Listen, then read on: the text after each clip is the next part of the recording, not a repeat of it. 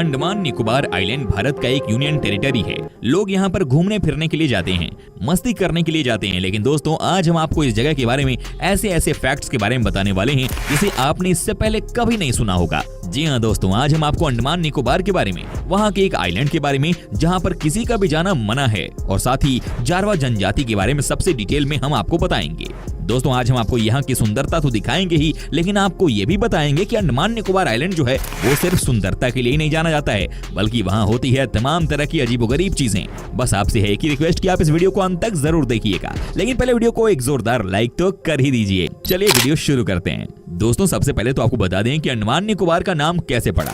जी हाँ, कहते हैं कि ये एक मलय लैंग्वेज से लिया गया है। आपको बता दें कि मलय भाषा में अंडमान का मतलब होता है हनुमान, जबकि दोस्तों निकोबार को लिया गया है नकावरम शब्द से, जिसका मतलब होता है लैंड ऑफ द नेकेड।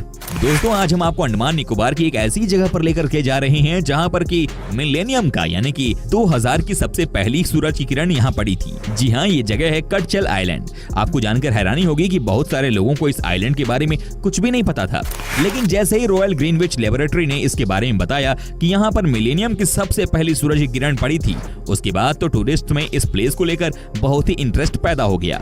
दोस्तों, क्या आपको पता है कि दुनिया की वो कौन सी जगह है जहां पर की दुनिया की सबसे बड़ी सी टर्टल्स रहती है? ये इतने बड़े होते हैं कि आपके होश ही उड़ जाएंगे इन्हें देखकर। जी हाँ, ये लार्जेस्ट सी टर्टल्स कहीं और नहीं बल्कि अंडमान निकोबार में ही देखने को मिलते हैं। दोस्तों, क्या आपने जारवा जनजाति के बारे में जानकारी हासिल की है? क्या आपको पता है कि ये कैसे रहते हैं? दोस्तों, आपको बता दूं कि अंडमान की जारवा जनजाति हिंद महासागर के टापुओं पर पिछले 55,000 वर्षों से निवास कर रही है। जारवा जनजाति के लोगों का मूल ओरिजिन अफ्रीका महाद्वीप माना जाता है। आपको जानकर हैरानी होगी कि जारवा जनजाति को विश्व की सबसे पुरानी जनजाति माना जाता है, जो अभी भी पाषाण युग में जी रही है।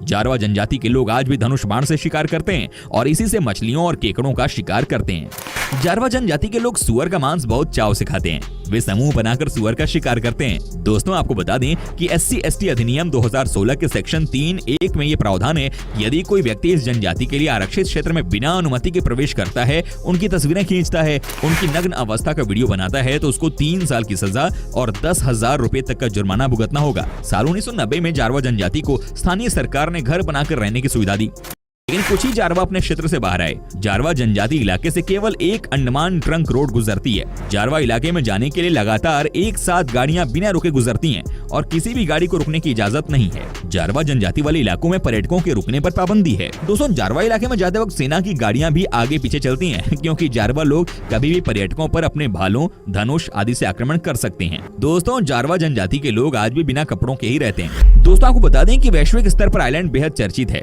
लेकिन आज भी इसकी कई ऐसी जगह हैं जहां इंसान पहुंच ही नहीं सका है। इसके कुल 572 आइलैंड्स में से 36 ही जाने या बसने लायक हैं। निकोबार में जाने के लिए सिर्फ रिसर्च या सर्वे के लिए ही चुनिंदा लोगों को इजाजत मिलती है। टूरिस्ट के लिए यहां जाना भी मुश्किल है। दोस्तों, आपको बता दूं कि अंडमान में कमर्शियल फिशिंग बैन है। ये धरती की उन चुनिंदा जगहों में से एक है जहां मछलियों को उम्र पूरी करके मरने का अवसर मिलता है और वो अपनी जिंदगी जीती हैं। जी हाँ, यहाँ पर कोई भी आपको फिशिंग करते हुए नजर नहीं आएगा। यहाँ पर इस तरह की चीजों पर पूरी तरह से बैन है। अंडमान में बटरफ्लाई आपको खूब दिखेंगी। अंडमान तितलियों के लिए हैप्पी आइलैंड है। आसपास के उष्णकटिबंधीय आइलैंड से ढेरों तितलियां यहाँ पहुंचती हैं। कहते हैं कि इन्हें देखने के बाद आपको एहसास होता है कि दुनिया में दूसरे जीवों की लाइफ भी कितनी इंपॉर्टेंट होती है। क्या बात है।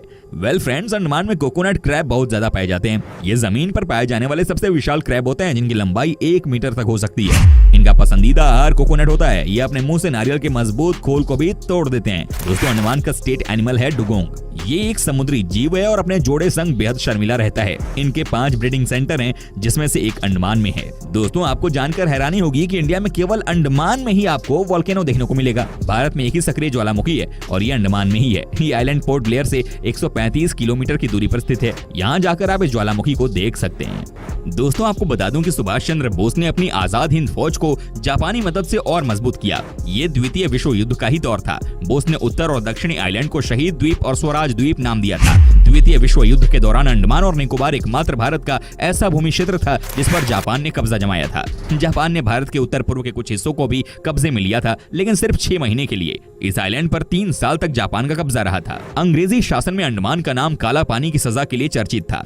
यहाँ के सेल्यूलर जेल आज भी स्वाधीनता संग्राम के नायकों की कहानी कहती है। हालांकि इस जेल को अब राष्ट्रीय स्मारक में बदल दिया गया है। भारत से ज्यादा अंडमान इंडोनेशिया और बर्मा के नजदीक है। अंडमान की इंडोनेशिया से दूरी 150 किलोमीटर है, जबकि भारत की सीमा इससे 800 किलोमीटर दूर है। जारवा जनजाति के लोगों को गाना गाने और नाचने का बहुत शौक है और एक सुर और ताल में ये नाचते गाते हैं और अपने परंपरागत वाद्य यंत्र को बजाते हैं। जारवा जनजाति के लोगों की रोग प्रतिरोधक क्षमता बहुत ज्यादा है। इसके अलावा इनको जड़ी बूटियों का बहुत अच्छा ज्ञान है, जिसके कारण ही वो बिना मेडिकल के ही इतने वर्षों से जंगलों में रह रहे हैं। आपको बता दूं कि जारवा जनजाति के जीवन पर अनेक लोगों ने डॉक्यूमेंट्री बनाने की कोशिश की है। कुछ साल पहले मीडिया में ऐसी खबरें आई थी कि विदेशी पर्यटकों ने इन्हें कुछ खाना देने के बदले अपने मनोरंजन के लिए नचवाया था। हालांकि सरकार ने इस पर कड़ा एक्शन लिया था। दोस्तों, इस समुदाय में परंपरा के अनुसार यदि बच्चे की माँ विधवा हो जाए या उसका पिता किसी दूसरे समुदाय का हो तो बच्चे को मार दिया जाता है। बच्चे का रंग थोड़ा भी गोरा हो तो कोई भी उसके पिता को दूसरे समुदाय का मानकर उसकी हत्या कर देता है और समुदाय में इसके लिए कोई दंड नहीं है। इन्हें नहीं पता कि टीवी, मोबाइल, हवाई जहाज क्या होता है और इसका क्या उपयोग हो सकता है। सरकार ने इस जनजाति को बाकी दुनिया से सिर्फ इसलिए अलग कर रखा है कि इनकी संस्कृति ना बिगड़े, अर्थात ये आदिम काल में ही जिए। मेरी अपनी व्यक्तिगत राय यह है कि सरकार जारवा जनजाति को एक संग्रहालय की वस्तु ना समझे और उन्हें विकास की मुख्य धारा में लाने की कोशिश करे, ताकि ये लोग भी जान सकें कि पृथ्वी पर रहने वाला आदमी अब मंगल ग्रह और चांद पर बसने की योजना बना रहा है, अर्थात आधुनिक दुनिया कितनी आगे बढ़ चुकी है। दोस्तों, आपको बता दूं कि अंडमान और निकोबार भारत का एक केंद्र शासित प्रदेश है, जिसकी राजधानी साउथ अंडमान में स्थित पोर्ट ब्लेयर है, जो कि भारत के प्रमुख पत्तनों में से एक है।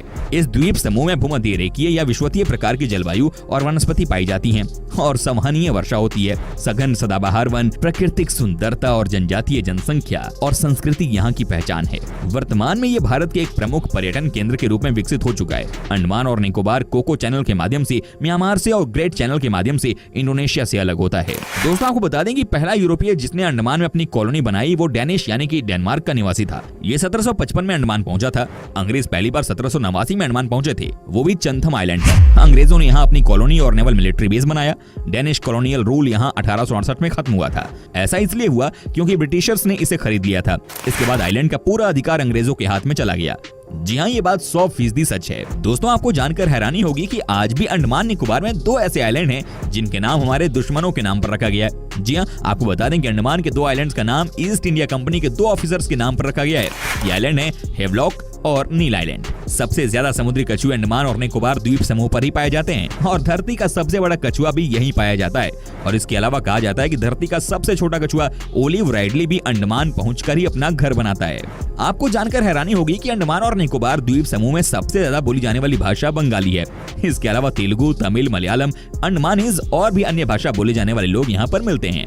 आमतौर पर भारतीयों को बहुत मिलनसार माना जाता है, पर अंडमान और निकोबार द्वीप समूह में रहने वाले मूल जनजाति के लोग बाहर से आने वाले लोगों के साथ घुलना मिलना पसंद नहीं करते हैं। खतरनाक हैं यहाँ के आदिवासी समूह। जी हाँ, अंडमान निकोबार में एक समय मूल जनजातियों के 6 से 7 समूह पाए जाते थे। जारवा, ओंगे, ग्रेट अंडमानीज, सेंटिनेलीज, शोम्पेन्स और वो।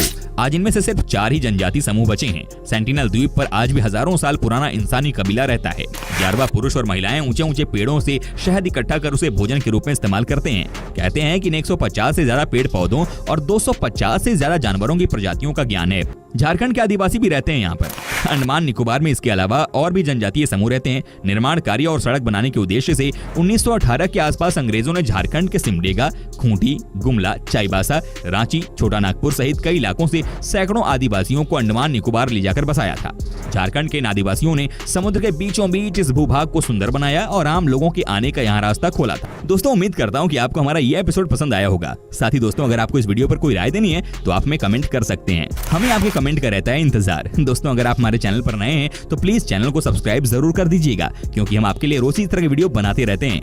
दोस्तों, अपना ख्याल रखिएगा। मिलेंगे अगले एपिसोड में, तब तक के लिए टेक केयर, बाय बाय।